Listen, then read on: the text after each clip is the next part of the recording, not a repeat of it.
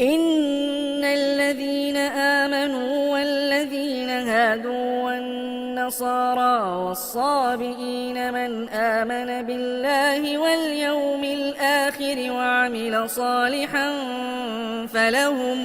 فلهم أجرهم عند ربهم ولا خوف عليهم ولا هم يحزنون. وإذ أخذنا ميثاقكم ورفعنا فوقكم الطور خذوا ما آتيناكم بقوة واذكروا ما فيه لعلكم تتقون.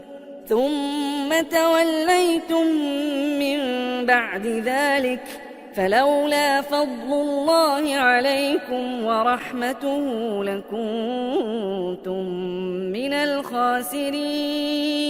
ولقد علمتم الذين اعتدوا منكم في السبت فقلنا لهم كونوا قردة خاسئين فجعلناها نكالا لما بين يديها وما خلفها وموعظة للمتقين.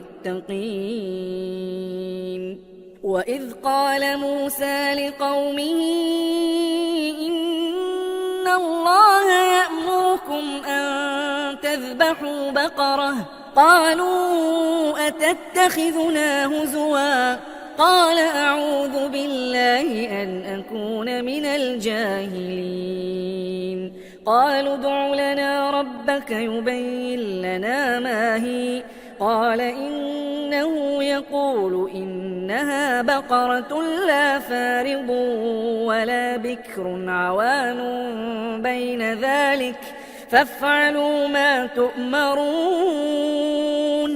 قالوا ادع لنا ربك يبين لنا ما لونها قال إنه يقول إنها بقرة صفراء فاقع لونها تسر الناظرين.